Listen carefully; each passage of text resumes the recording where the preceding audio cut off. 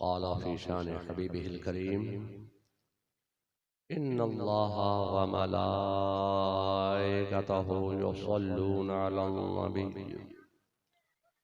या अय्युहल्लज़ीना आमनू सल्लु अलैहि व सल्लिमू तस्लीमा।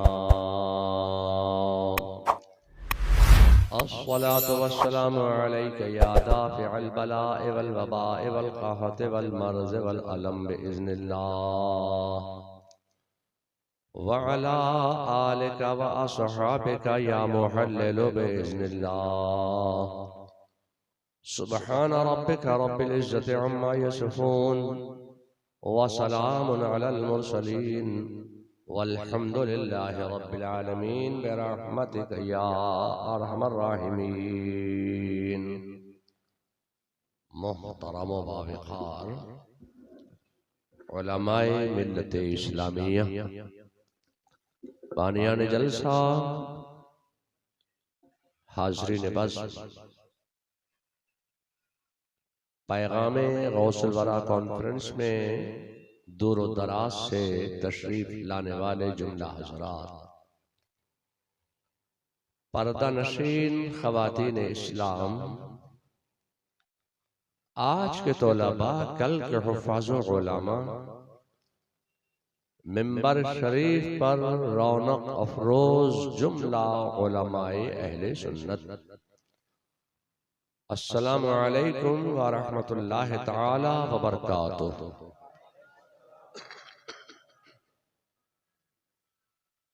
सलाम करना है सुन्नत और सलाम का जवाब देना है वाजिब। अस्सलामु अलैकुम।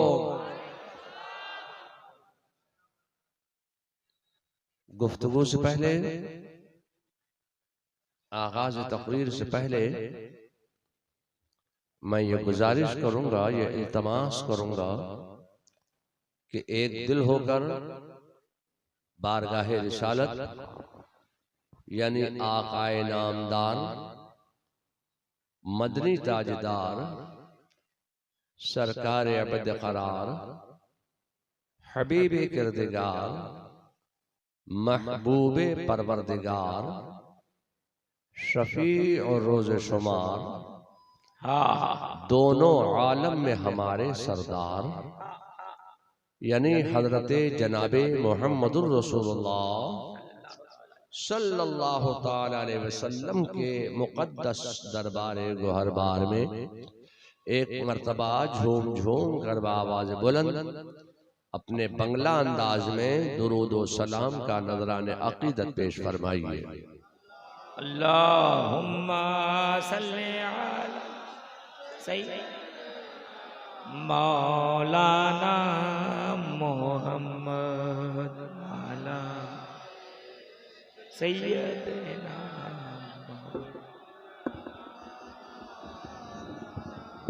मोहम्मद।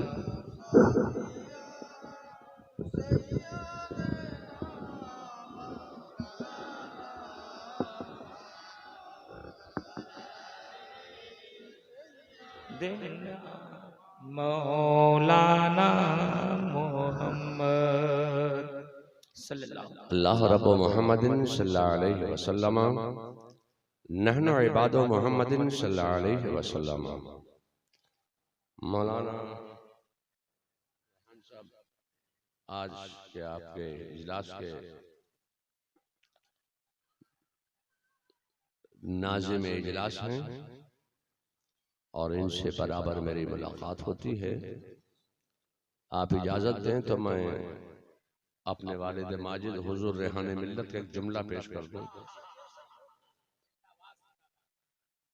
मेरे वालिद माजिद हुजूर रेहाने मिल्लत 1978 में पहली मर्तबा बंगाल तशरीफ लाए, मालदा मुर्शिदाबाद, मालदा मुर्शिदाबाद बीरभूम, और ये इलाका उससे करीब है, ज्यादा दूर नहीं है। फिर यहां से वो दौरे के बाद वापस गए तो और उसे हामदी का मौका था और उन्होंने एक तकरीर की। उस तकरीर में उन्होंने अपने बंगाल के दौरे का एक तज्जिया पेश फरमाया। उन्होंने कहा कि मैं बंगाल गया था, बंगाल से मैं वापस आया, मैंने जब बंगाल के मुसलमानों से दुरूद शरीफ पढ़ने के लिए कहा तो बंगाली मुसलमानों ने इतने वालेहाना, आशिकाना, आजिजाना और मुखलिसाना तौर पर दुरूद और सलाम के नजराने पेश किए कि मुझे उनके दुरूद शरीफ में वालेहाना और आशिकाना अंदाज देखकर ऐसा महसूस हुआ कि बंगाली मुसलमानों की बख्शिश तो उनके वालेहाना दुरूद की बुनियाद पर हो जाए। सुभान अल्लाह, सुभान अल्लाह, जिंदाबाद, अल्लाहु अकबर, या रसूल अल्लाह। तो मेरे वालिद माजिद ने 1978 में जो वालेहाना और आशिकाना और आजिजाना और मुखलिसाना अंदाज आपके दुरूद में देखा था, आज आप मुझे भी दिखला दीजिए उसी आशिकाना, आजिजाना अंदाज से, मुखलिसाना अंदाज से बारगाहे रिसालत में अपने बंगला अंदाज में बुलंद आवाज से दुरूद और सलाम का नजराना पेश फरमाइए।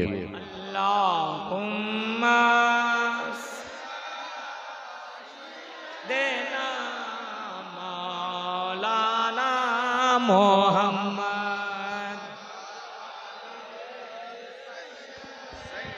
देना मौलाना मोहम्मद, हबीबना शफीअना सय्यदना मौलाना मोहम्मद व अला आलि सय्यदना मौलाना मोहम्मद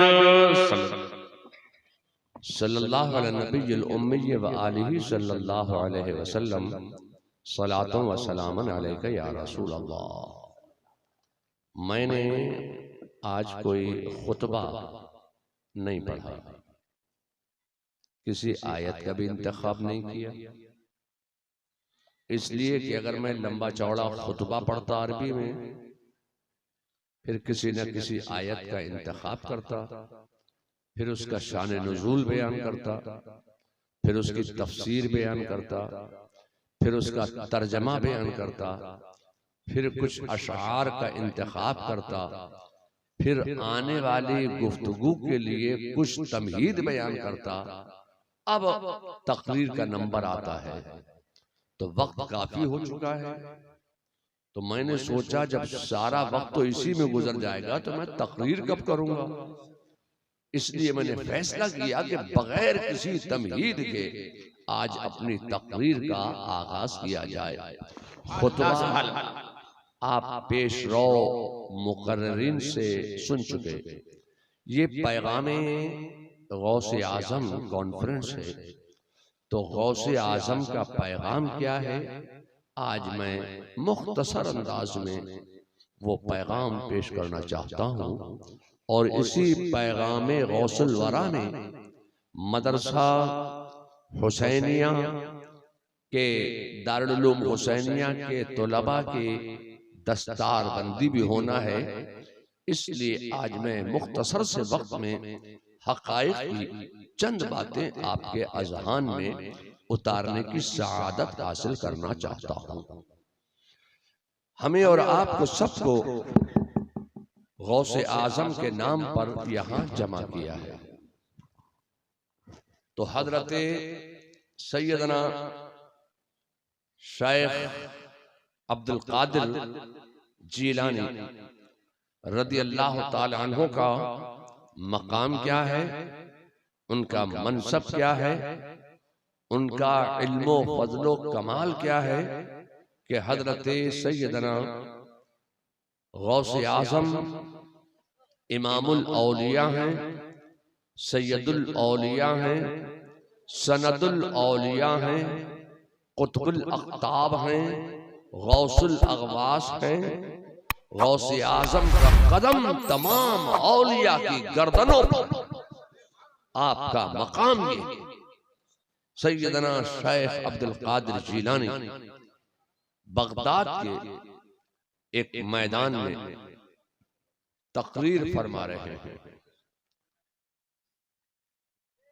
आपकी मजलिसे पाक में 90,000 या 1,00,000 का मजमा मौजूद है आपकी मजलिस में, जिसमें 20,000 उलमा और 13,000 औलिया किराम तशरीफ फरमा। सुभान अल्लाह, सुभान अल्लाह। गौसे आजम ने तकरीर फरमाई, खुतबा दिया। तकरीर करते करते अचानक गौसे आजम की मुकद्दस जुबान से एक जुमला निकला कि कदमी हाज़िही अला रक़बत कुल्ले वली अल्लाह। मेरा ये कदम तमाम औलिया की गर्दनों पर है। तमाम औलिया ने अपनी अपनी गर्दनें झुका। एक बुजुर्ग थे जिनका नाम था अली बिन हीती, वो अपने मकाम से उठे, खड़े हुए, करीब आए और करीब आए, मिंबर शरीफ पर चढ़ गए, गौसे आजम के करीब हुए और करीब हुए और करीब हुए, यहां तक के गौसे आजम का कदम पकड़ लिया, अपनी गर्दन झुकाई और गौसे आजम का कदम अपनी गर्दन पर रख लिया। सुभान अल्लाह, सुभान अल्लाह। अब चलो बरेली। आला हजरत फाजिले बरेलवी फरमाते हैं कि अगर किसी ऐसे मकाम पर तुम फंस जाओ जहां कोई दरिंदा तुम्हारे ऊपर हमला आवर होना चाहता हो, तो अली बिन हीती का नाम ले देना, कोई दरिंदा तुम्हारे ऊपर हमला नहीं करेगा। सुभान अल्लाह, सुभान अल्लाह। और फिर फरमाते हैं कि किसी ऐसे मकाम पर फंस जाओ जहां मच्छर बहुत ज्यादा नुकसान पहुंचाते हो, तो अली बिन हीती का नाम ले देना, कोई मच्छर नुकसान नहीं पहुंचाएगा। सुभान अल्लाह, सुभान अल्लाह। मैं सोचने लगा, या अल्लाह, अली बिन हीती के नाम को ये मकाम कैसे मिल गया? तो खुदा की कसम ये बरकत है गौसे आजम के मुकद्दस कदम की कि अली बिन हीती के नाम को ये मकाम और मनसब मिल गया। जिस वक्त में गौसे आजम बगदाद के मैदान में तकरीर फरमा रहे हैं, उसी वक्त में बगदाद से कई हजार मील की दूरी के फासले पर गजनी के पहाड़ में हजरत सैयदना मुईनुद्दीन चिश्ती अल मारूफ ख्वाजा गरीब नवाज इबादत इलाही फरमा रहे हैं। गौसे आजम ने बगदाद के मैदान में फरमाया कि कदमी हाज़िही अला रक़बत कुल्ले वली अल्लाह। कई हजार मील की दूरी के फासले से, गजनी के पहाड़ से हजरत ख्वाजा जवाब दे रहे हैं, ला बल ऐनी व रासी। सुभान अल्लाह, सुभान अल्लाह। नहीं बल्कि मेरे सर पर और मेरी आंखों पर। मैं सोचने लगा, या अल्लाह, क्या ख्वाजा गरीब नवाज ने गजनी के पहाड़ में बगदाद रेडियो स्टेशन लगा दिया था? क्या बगदाद रेडियो स्टेशन से वो तकरीर सुन रहे थे? या ख्वाजा गरीब नवाज ने गजनी के पहाड़ में बगदाद टीवी चैनल लगा रखा था, बगदाद टीवी चैनल से वो तकरीर सुन रहे थे? या ख्वाजा गरीब नवाज ने गजनी के पहाड़ में सैटेलाइट लगा रखा था, सैटेलाइट से तकरीर सुन रहे थे? या ख्वाजा गरीब नवाज ने गजनी के पहाड़ में वायरलेस लगा रखा था, वायरलेस पे तकरीर सुन रहे थे? या ख्वाजा गरीब नवाज ने गजनी के पहाड़ में टेलीफोन लाइन भिजवा रखी थी, टेलीफोन से तकरीर सुन रहे थे? या ख्वाजा गरीब नवाज के हाथ में मोबाइल था, मोबाइल पर तकरीर सुन रहे थे? मैं आपसे कहना चाहता हूं कि ये वो दौर था जब न सैटेलाइट था, न रेडियाई लहरें थी, न रेडियो स्टेशन था, न टीवी चैनल था, न वायरलेस था, न टेलीफोन था, न मोबाइल था, तो मैं आपसे पूछना चाहता हूं कि गौसे आजम की आवाज कई हजार मील की दूरी के फासले पर गजनी के पहाड़ में कैसे पहुंच रही थी। तो मैं यही तो कहना चाहता हूं कि गौसे आजम की जुबान का ताल्लुक सिर्फ रूह से नहीं था, खुदा की कसम गौसे आजम की जुबान का ताल्लुक मुस्तफा की रूहानियत से हो गया है। बैठे हैं बगदाद में, आवाज पहुंच रही है गजनी के पहाड़। अच्छे और ख्वाजा के कान का ताल्लुक सिर्फ रूह से नहीं था, ख्वाजा के कान का ताल्लुक मुस्तफा की रूहानियत से हो गया है। बैठे हैं गजनी के पहाड़ में, आवाज सुन रहे हैं बगदाद के मैदान की। लोगों, मैं आपसे कहना चाहता हूं कि आला हजरत फाजिले बरेलवी फरमाते हैं कि कान का पर्दा खुद से नहीं सुना करता है, कान के पर्दे के पीछे से रूह सुना करती है। फाजिले बरेलवी फरमाते हैं कि जुबान खुद से नहीं बोला करती है, जुबान के पीछे से रूह बोला करती है। फरमाते हैं कि पाँव खुद से नहीं चला करता है, पाँव के पीछे से रूह चला करती है। हाथ खुद से नहीं डोला करता है, हाथ के पीछे से रूह डोला करती है। लोगों, मैं आपसे कहना चाहता हूं कि रूह नहीं थी, शिकमे मातर में बच्चा मौजूद है, रूह नहीं आई। पाँव बन गया, हिलता नहीं, कान बन गया, सुनता नहीं, हाथ बन गया, डोलता नहीं। रूह आ गई, पाँव हिलने लगा, हाथ डोलने लगा, रूह निकल गई। ये मर गया, ये मर कैसे गया? रूह निकल गई। मैं आपसे कहना चाहता हूं कि रूह इंसान के जिस्म पर ऐसा असर रखती है कि रूह आ जाए तो पाँव चलने लगे, रूह आ जाए तो दिल धड़कने लगे, रूह आ जाए आंख देखने लगे, रूह आ जाए कान सुनने लगे, रूह आ जाए हाथ डोलने लगे, रूह निकल जाए। इंसान मौजूद है मगर बेकार है, रूह निकल गई। पाँव मौजूद है मगर बेकार है, रूह निकल गई। हाथ मौजूद है मगर बेकार है, रूह निकल गई। कान मौजूद है मगर बेकार है, रूह निकल गई। आंख मौजूद है मगर बेकार है। मैं आपसे कहना चाहता हूं कि आला हजरत फरमाते हैं कि जब इसी रूह का ताल्लुक मुस्तफा की रूहानियत से हो जाता है तो रूह चली जाए तो चली जाए, रूह निकल जाए तो निकल जाए, आंख देखती रह जाए, कान सुनता रह जाए, हाथ डोलता रह जाए, पाँव चलता रह जाए। मिसाल के तौर पर मैं अर्ज करना चाहता हूं कि हजरत साबिर कलयरी को आप जानते कि नहीं जानते? हजरत साबिर कलयरी घोड़े पर सवार आए। आपका एक मुरीद व खलीफा शम्सुल हक पानीपती ने उनसे एक सवाल किया था कि हुजूर, रूह का जलवा कैसा होता है और रूहानियत का जलवा कैसा होता है? तो साबिर कलयरी ने फरमाया, बेटा सवाल महफूज करता हूं, जवाब बाद में दूंगा। क्या जवाब देना नहीं जानते थे? किसी आलिम दीन से जवाब पूछ कर बताएंगे? नहीं जानते थे, मगर वो प्रैक्टिकल करके दिखलाना चाहते थे।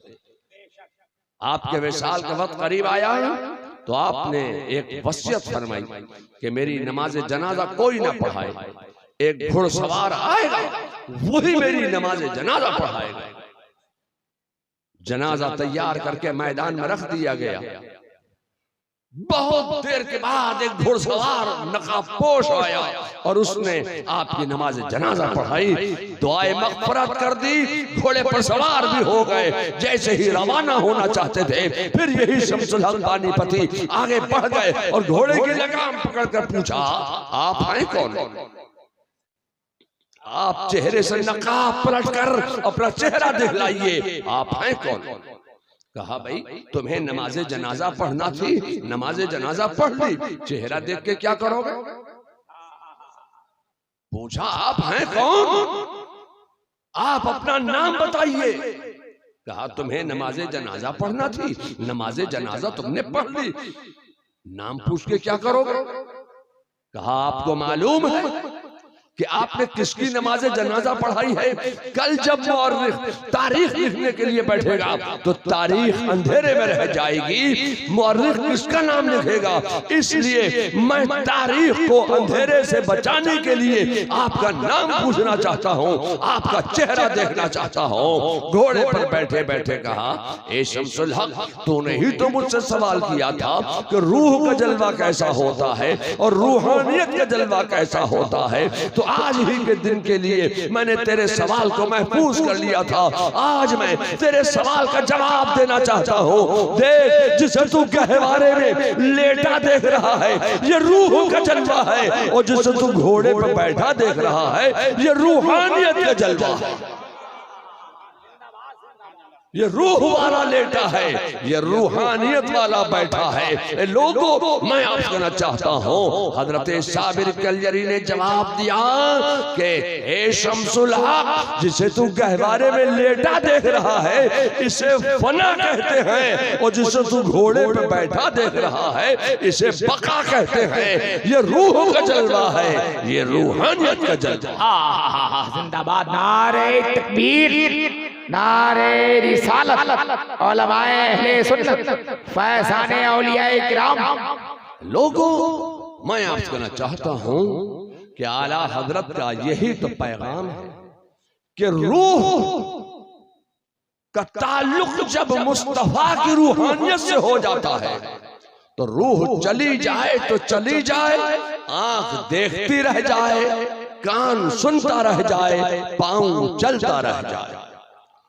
लोगों, तुम भी अपनी रूह का ताल्लुक गौसे आजम की रूहानियत से कर लो, तुम भी अपनी रूह का ताल्लुक आला हजरत की रूहानियत से कर लो, तुम भी अपनी रूह का ताल्लुक मुफ्ती आज़म हिंद की रूहानियत से कर लो, तुम भी अपनी रूह का ताल्लुक पंडवा की रूहानियत से कर लो, तुम भी अपनी रूह का ताल्लुक कछौछा की रूहानियत से कर लो, तुम भी अपनी रूह का ताल्लुक अजमेर की रूहानियत से कर लो, तुम भी अपनी रूह का ताल्लुक मारहरा की रूहानियत से कर लो। जब तुम्हारी रूह का ताल्लुक बुजुर्गों की औलिया की रूहानियत से हो जाएगा तो बैठोगे यहाँ, देखोगे कहाँ कहाँ। सुभान अल्लाह, नारे तकबीर, नारे रिसालत, उलमाए अहले सुन्नत, फैज़ाने औलियाए किराम। सुभान अल्लाह, सुभान अल्लाह। लोगों, मैं आपसे कहना चाहता हूँ, मगर इन देवबंदियों को आप देखें, इन दियाबना को और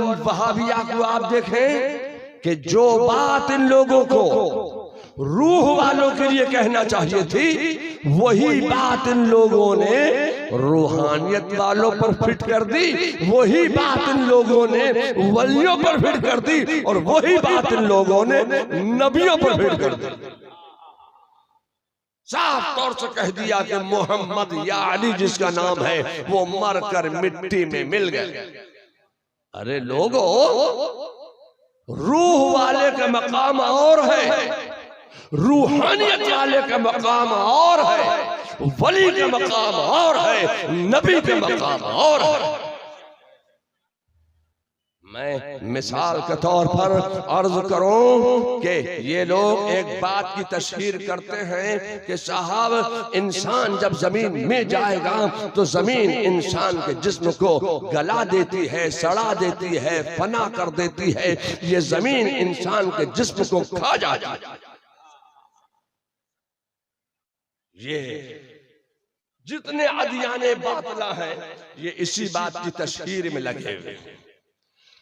आला हजरत फाज़िल बरेलवी फरमाते हैं कि अल्लाह ताला ने जमीन में ये ताकतो क़ुव्वतो तवानाई अता फरमाई है। अल्लाह ने जमीन को ये ताकतो क़ुव्वतो तवानाई अता फरमाई है। अल्लाह ने जमीन में ये ताकतो क़ुव्वतो तवानाई वदीअत फरमा दी है कि इंसान जब जमीन में जाता है तो जमीन इंसान के जिस्म को गला देती है। मगर अगर कोई हाफिज कुरान हो गया, अगर कोई हाफिज कुरान हो गया तो अब जमीन से ये ताकत कुव्वत तवानाई सर्व फरमा लेता है कि जमीन हाफिज कुरान के जिस्म को गलाए, सड़ाए, फना करे या खाए। अब जमीन क्या करती है? हाफिज कुरान के जिस्म की जमीन हिफाजत करती है। आपके मदरसे से मौलाना नूरुल इस्लाम कहाँ चले गए? क्या फारिग हो रहे हैं हाफिज जी? 2 हाफिज फारिग हो रहे हैं। आलिम और आलिम क्या है? 8। 2 हाफिज 8 आलिम, अगर और 12 कारी। अगर इन लोगों ने मदरसा हुसैनिया सूफिया फैजान रजा में दाखिला ना लिया होता तो पता नहीं कौन सी ट्रेन में ये केतली लेकर हाथ में कुल्लड़ लेके चाय बेचते होते। चाय गरम, चाय गरम, चाय गरम। न मालूम कौन सी ट्रेन में होते, कौन से खेत में ये चने बीनते होते, सिला बीनते होते, धान बोते होते, गेहूं बोते होते, कौन से खेत में ये खेती करते। ये मदरसे में आ गए तो हमारे यहाँ का 2.5 साल का कोर्स है, 2.5 साल में उसे हाफिज बना दिया जाता है। 13 साल का कोर्स है, उसको आलिम बना दिया जाता है, हाफिज बना दिया जाता है, कारी बना दिया जाता है, मुहद्दिस बना दिया जाता है, मुफक्किर बना दिया जाता है, मुदब्बिर बना दिया जाता है, मुनाजिर बना दिया जाता है, मुसन्निफ बना दिया जाता है। तमाम उलूम व फनून उसको सिखा दिए जाते हैं, पढ़ा दिए जाते हैं, बता दिए जाते हैं। मैं आपसे कहना चाहता हूं तो अब इन लोगों का अपना कमाल नहीं है जो आपके मदरसे से 2 हाफिज फारिग हो रहे हैं कि जमीन इनके जिस्म की हिफाजत करेगी। ये इनका अपना कमाल नहीं है, ये मदरसे का कमाल है कि इनको हाफिज कुरान बना दिया है। इस मदरसा हुसैनिया सूफिया फैजान रजा के उलमा ने अपनी कोख से इल्म का दूध पिलाकर इल्म पर परवान चढ़ा दिया, और जब ये इल्म पर परवान चढ़ गए, हाफिज कुरान बन गए, तो आला हजरत फरमाते हैं कि ये कुरान की बरकत है, ये कुरान का मोजज़ा है कि जमीन हाफिज कुरान के जिस्म की हिफाजत करती है। ये लोगों, मैं आपसे कहना चाहता हूं कि जब जमीन हाफिज कुरान के जिस्म की हिफाजत करती है तो साहिब कुरान का आलम क्या होगा? नारे तकबीर, नारे रिसालत, मसलके आला हजरत सर जमीन मोनी टांगा कश्मे दस्तार बंदी पीर साहब। जब हाफिज कुरान के जिस्म की जमीन हिफाजत कर रही है तो साहिब कुरान का आलम क्या होगा? साहिब कुरान के जिस्म की जमीन कैसी हिफाजत कर रही होगी?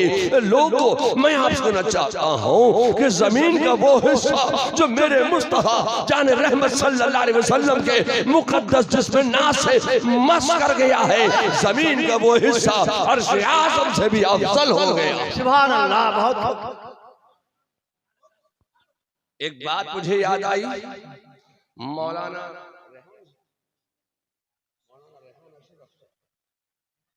मोहम्मद अशरफ साहब, ये मौलाना जो हैं मोइनुद्दीन साहब, ये ब्राउन शरीफ से तशरीफ लाए। मुझे एक बड़ी पुरानी बात याद आई। मैं अपने वालिद माजिद हुजूर रेहाने मिल्लत के साथ मध्य प्रदेश गया तो उन्होंने एक तकरीर की। उनकी तकरीर के मैं चंद जुमले पेश करना चाहता हूं। ये बंगाल है, बंगाल के बराबर में जो सूबा है वो है बिहार। अब बिहार में एक कस्बा है बारागढ़। वो कस्बा औरंगाबाद जिले में, औरंगाबाद जिले में एक कस्बा है बारागढ़। बारागढ़ में एक कब्रिस्तान है। बल्कि वो फरमाते थे कि बारागढ़ में एक बुजुर्ग थे, बिल्कुल अनपढ़, कुछ पढ़े लिखे नहीं थे, मगर अल्लाह ने उनका ईमान ऐसा बना दिया था कि कितने पढ़े लिखे लोग उनके आगे जानुए अदब तय करते नजर आ रहे हैं। वो अनपढ़ थे, बिल्कुल अनपढ़, मगर वो सुबह सवेरे उठ जाते और सुबह सवेरे उठकर वो नमाज पढ़ते और नमाज के बाद वो कुरान खोलकर कुरान की तिलावत शुरू कर देते। या अल्लाह, जब वो अनपढ़ थे तो ये अरबी का कुरान कैसे पढ़ रहे थे? जब वो अनपढ़ है तो कुरान कैसे पढ़ रहे? मैं आपसे कहना चाहता हूं कि वो हैं तो अनपढ़, मगर वो किस शान के साथ कुरान की तिलावत कर रहे थे, किस ईज़ानो ईकानो इत्मीनान और किस ईमान की चाशनी के साथ वो कुरान की तिलावत कर रहे थे कि बड़े बड़े पढ़े लिखे लोग ईमान की वो चाशनी नहीं रख पा रहे थे जो उस अनपढ़ के पास चाशनी ईमान की मौजूद थी। मेरे वालिद माजिद ने फरमाया, हुजूर रेहाने मिल्लत ने, कि वो सुबह सवेरे उठते और कुरान खोलते और कुरान की तिलावत करते। तो वो कैसे कुरान की तिलावत करते थे? वो कुरान की सतर पर उंगली फेरते और कहते, ए अल्लाह, इस सतर में जो तू फरमा रहा है वो सच फरमा रहा है। दूसरी सतर पर उंगली फेरते और कहते, ए अल्लाह, इसमें जो तूने फरमाया वो भी सच फरमाया। तीसरी सतर पर उंगली फेरते और कहते, ए अल्लाह, इसमें जो तू फरमा रहा है वो भी सच फरमा रहा है। चौथी सतर पर उंगली फेरते और कहते, हे अल्लाह, इस पर भी मेरा ईमान है, इस पर भी मेरा ईमान है, इस पर भी मेरा ईमान है, इस पर भी मेरा ईमान है, इस पर भी मेरा ईमान है। ये भी सच फरमाया, यहाँ भी सच फरमाया, यहाँ भी सच फरमाया, यहाँ भी तू सच फरमा रहा है। लोगों, मैं आपसे कहना चाहता हूँ, थे तो वो अनपढ़, मगर हर सतर पर वो ईमान की बात कर रहे थे। इतने इत्मीनान के साथ वो कुरान की तिलावत कर। सुभान अल्लाह, सुभान अल्लाह, बहुत खूब। जब उनका इंतकाल हुआ तो हिंदुस्तान के कब्रिस्तान में कब्रों की कमी हो जाए, ये नहीं हो सकता। खचा खच कब्रों से कब्रिस्तान तो भरे रहते हैं, तो बारागढ़ का कब्रिस्तान भी भरा पड़ा कब्रों से, मगर यही एक कब्र है कि इस कब्र से जहां इनको दफन कर दिया गया है, इनकी कब्र से जो मिट्टी मस कर गई है वो मिट्टी खुशबूदार हो गई है। जो घास वहां उगाई है वो घास खुशबूदार हो गई है। जो पौधे वहां उगाए हैं वो पौधे खुशबूदार हो गए हैं। जब एक अनपढ़ अखलास के साथ कुरान की तिलावत करता है तो जिंदगी में जो उसका हाल है वो तो आप मुझसे ज्यादा बेहतर जानते हैं। मरने के बाद भी कुरान की बरकत ये है कि जहां दफन कर दिया जाए वो मिट्टी खुशबूदार हो जाए, वो घास खुशबूदार हो जाए, वो पौधे खुशबूदार हो जाए। जब एक अनपढ़ का ये हाल है तो आपके मदरसे के पढ़े लिखों का हाल क्या होगा? एक हाफिज कुरान का आलम क्या होगा? एक आलिम दीन का आलम क्या होगा? जब आप एक हाफिज कुरान के हाल का अंदाजा नहीं लगा सकते, अपने मदरसा हुसैनिया सूफिया फैजान रजा के मदरसे से फारिग उलमा के हाल का अंदाजा नहीं लगा सकते, तो मुफ्ती आजम हिंद का आलम क्या होगा? जब मुफ्ती आजम हिंद के हाल का अंदाजा नहीं लगा सकते तो आला हजरत का आलम क्या होगा? सुभान अल्लाह, नारे तकबीर, मशरक़ आला हजरत, मशरक़ आला हजरत, सरजमीन मौनी डंगा। अब मुझे मौलाना अशरफ साहब एक बात और याद आ गई, आप इजाजत दें तो पेश कर दूं। जब हुजूर मुफ्ती आजम हिंद का विसाल हुआ, मैं सामने की बात कर रहा हूं, जो लोग हुजूर मुफ्ती आजम हिंद के जनाजे में गए हैं वो खूब अच्छे तरीके से जानते हैं कि हुजूर मुफ्ती आजम हिंद का विसाल हुआ।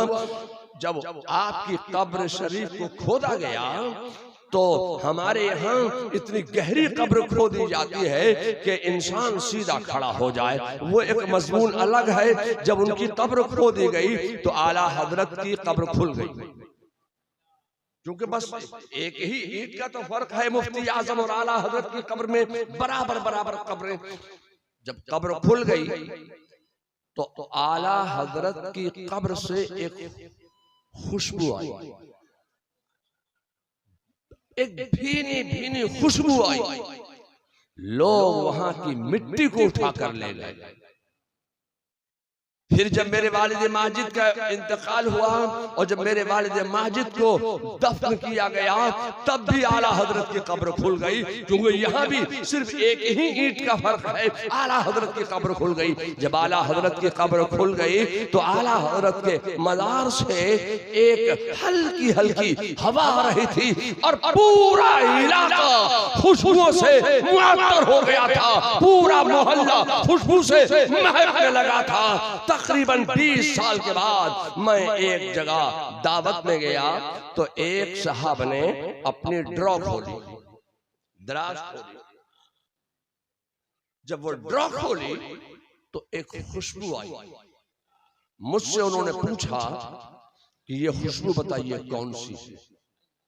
मैंने फौरन ही कहा कि ये खुशबू कोई और नहीं है। जब हुजूर मुफ्ती आज़म हिंद को दफन किया गया था तो उनके मजार के पास जो मिट्टी थी उस मिट्टी से ऐसी खुशबू आ रही थी। और जब हुजूर रेहाने मिल्लत की कब्र को तैयार किया जा रहा था, जब आला हजरत की कब्र खुल गई थी, उस वक्त भी ऐसी ही खुशबू आ रही थी। ये बताओ कि ये खुशबू तुम्हारे पास कहां से आ गई? तो उन्होंने कहा कि जब हुजूर मुफ्ती आज़म हिंद की कब्र तैयार की जा रही थी तो वहां से थोड़ी सी मिट्टी में उठा के ले आया था। ये मिट्टी है जो है मैंने तबर्रुक के तौर पर रख ली है। ए लोगों, मैं आपसे कहना चाहता हूँ, एक अल्लाह के वली जो दीन की खिदमत कर रहा है, जो मजहब की खिदमत कर रहा है, जो मसलक की खिदमत कर रहा है, जो शरीयत इस्लामिया की खिदमत कर रहा है, जब वो दीन की खिदमत कर रहे हैं तो दीन की खिदमत का मकाम यह है, दीन की खिदमत करने वाले का मकाम यह है कि उनकी कब्र के पास जो मिट्टी है वो भी खुशबूदार हो गई है। जब उनकी कब्र की मिट्टी के हाल का अंदाजा नहीं लगा सकते हैं तो उनके मजार का आलम क्या होगा, उनकी जात का आलम क्या होगा।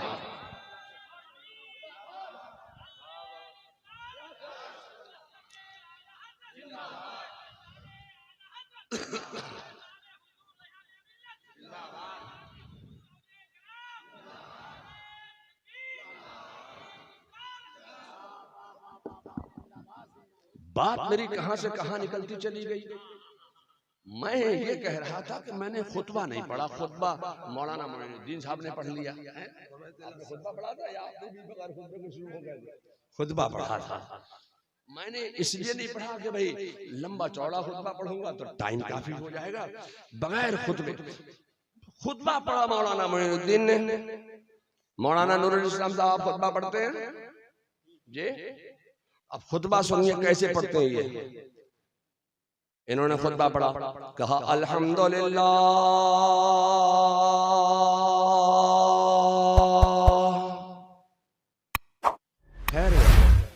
ये ठहर क्यों है? अल्हम्दुलिल्लाह कह के ये चुप हो गए। आप हुए थे, खामोश हो गए, रुक गए, सुकूत इख्तियार कर लिया। आप भी ऐसी करते हैं, हम भी ऐसी करते हैं। जितने मस्जिद में इमाम हैं जब जुमे का खुतबा पेश करते हैं तो पहले कहते हैं अल्हम्दुलिल्लाह, ठहर गए, रुक गए, सुकूत इख्तियार कर लिया।